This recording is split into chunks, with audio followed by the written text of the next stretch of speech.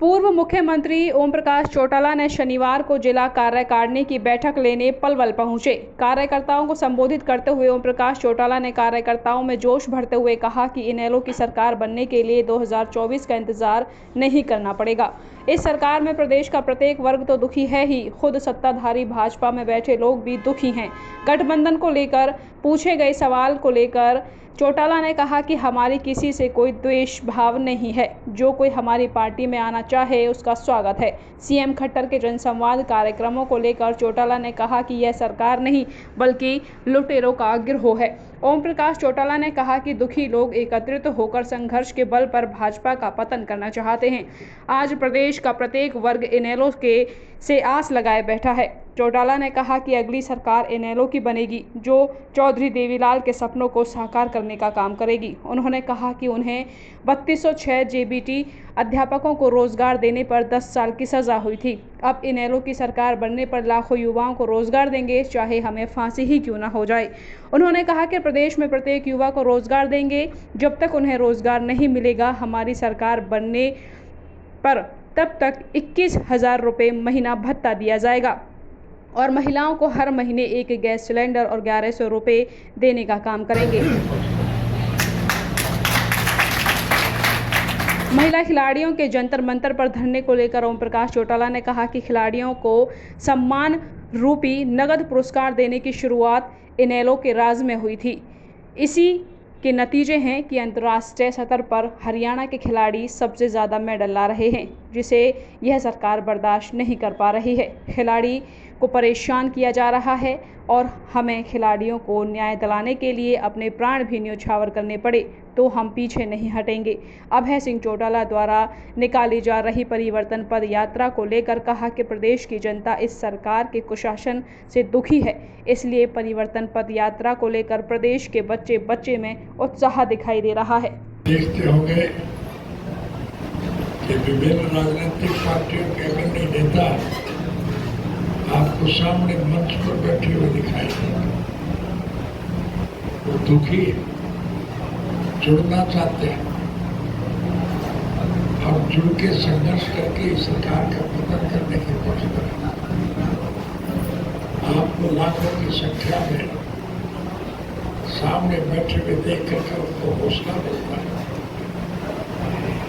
Indian national Lokdal party ही तुम्हारा कल्याण कर सकती है। जो लोग रास्ता भटक गए, जो गुमराह हो गए, जो बहका दिए गए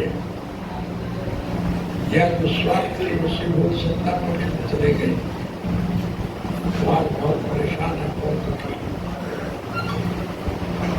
नए सिरे से आपके साथ जुड़ना चाहते हैं। जनरल साहब, इनेलो द्वारा पदयात्रा निकाली जा रही है तो उसमें किस तरह का जनता का समर्थन मिल रहा है? आप स्वयं देखते होंगे, हर बच्चा, बूढ़ा, मर्द, जवान सारे के सारे इसमें शामिल होते हैं। गांव के गांव उठ करके तो इससे साफ जाहिर है लोग इस कुशासन से तंग है, हमारा साथ दें। हरियाणा के मुख्यमंत्री का भी लगातार जो है लोगों से कैंपेन चल रहा है। इस बीच बहुत सारी वीडियो, बहुत सारी घटनाएं ऐसी हो रही है कि जिनमें लोग जो शिकायत करता है वो शिकायत दे रहे हैं, लेकिन उनके साथ बर्बरता हो रही है। प्रेजेंट सरपंचों के साथ भी इस तरह के मामलों में, तो आपको इस तरह से आप इसको किस तरह से देखते हो, क्या प्रतिक्रिया है आपकी? ये तो सरकार नहीं है, लुटेरों का एक गिरोह है। आज सरकार के पास 3 कानून ऐसे हैं,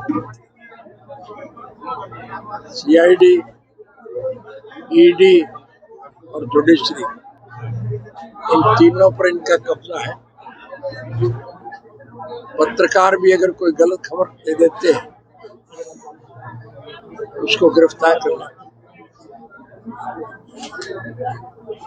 आपका ये जो अखबार था,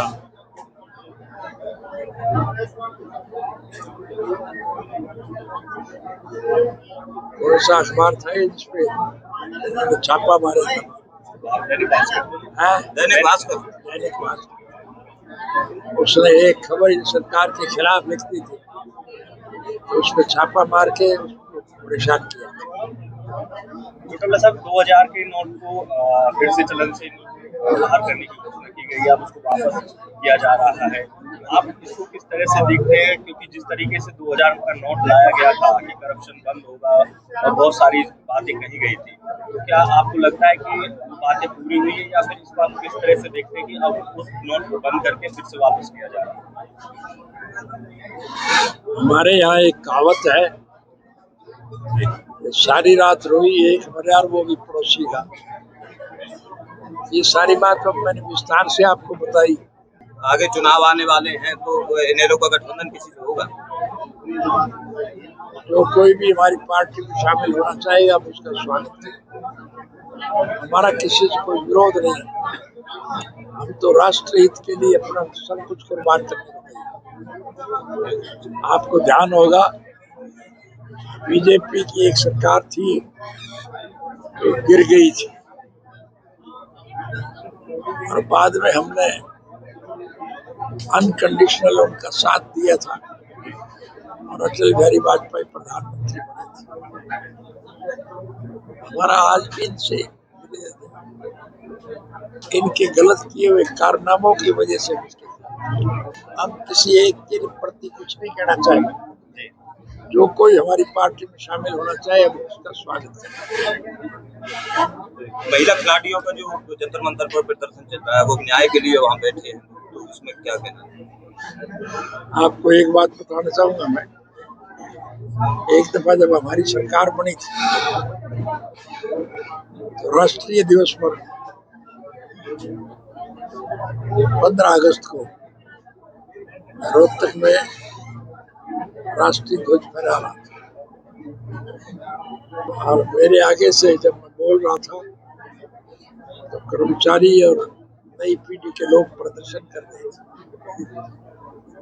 मैंने उनको एक बात कही थी, ये जो दीवारों पे लिखा गया कौन बनेगा करोड़पति, ये तो गलत भी हो सकता है, लेकिन अंतर्राष्ट्रीय स्तर पर जो गेम्स हो रहे हैं उसमें अगर हरियाणा का कोई खिलाड़ी गोल्ड मेडल लेकर के आएगा तो उसे हम 1 करोड़ रुपया देंगे।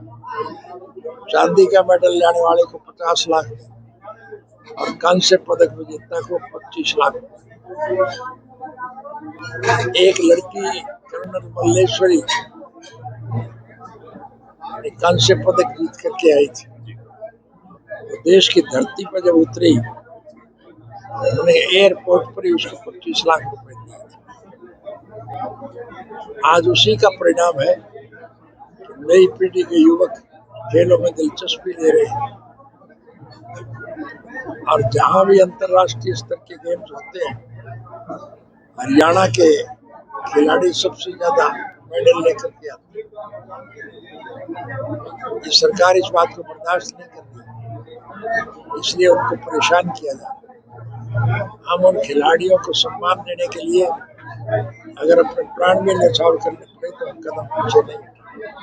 नीचे जो आप देख रहे हैं YouTube चैनल, इसको आप लाइक करें, सब्सक्राइब करें, कमेंट बॉक्स में जाकर एक प्रतिक्रिया अवश्य दें और इस लिंक को ज़्यादा से ज़्यादा शेयर भी कर दीजिए, क्योंकि वोकल फॉर लोकल के लिए आपका इतना सहयोग हमें ज़रूरी है। धन्यवाद। जय हिंद, जय भारत।